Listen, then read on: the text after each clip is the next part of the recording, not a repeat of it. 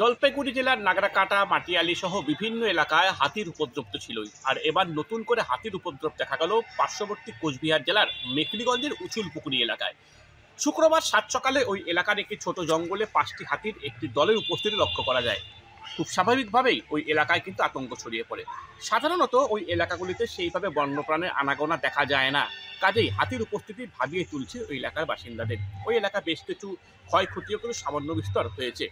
স্থানীয় বাসিন্দারা জানিয়েছেন যে সচরাচর সেখানে তারা বন্যপ্রাণী দেখেন না, কাজেই এই কারণে আতঙ্কিত হয়ে পড়েন।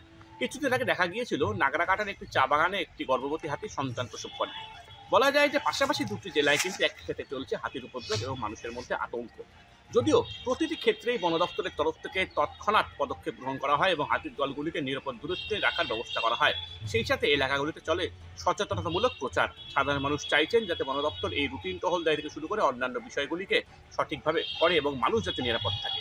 হাতি সকাল 7টার দিকে বেরিয়েছে। 7টার দিকে? হ্যাঁ। মানে কোন এলাকায় বেরিয়েছে প্রথমে? উচুলপুকুরি ফরেস্ট বলে। কি ফরেস্ট? ভাঙ্গিরকোট ফরেস্ট। ভাঙ্গিরকোট ফরেস্ট।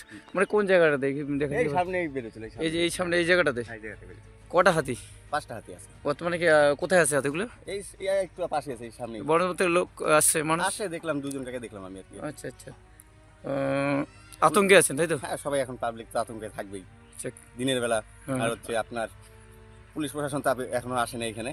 দেখলেন যে হাতি বেরিয়েছে? এটা 4টার দিকে। 4টার দিকে? আমি যখন 4টার দিকে ওই দোলায় গেলাম, আচ্ছা। গিয়ে দেখি যে জমিটা চাষ হয়েছে কিনা দেখতে পেয়ে দেখি যে ওইদিকে 5টা হাতি আসতেছে। আচ্ছা। তারপর লোকগুলোকে অ্যালার্ট করে দিলাম যে হাতি বেরোচ্ছে। নাইলের বাড়ি এই যে পাড়াটা, হ্যাঁ। ওইদিকে দুইজনকে ফোন করলাম যে আপনাদের ওইদিকে হাতি 5টা হাতি গেল।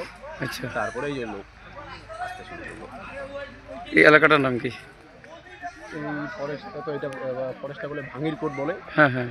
আর এইদিকে ভোজদিরও বলে। এই যে পাশে যে গ্রামটা আছে এটা হচ্ছে নাহেলের বাড়ি।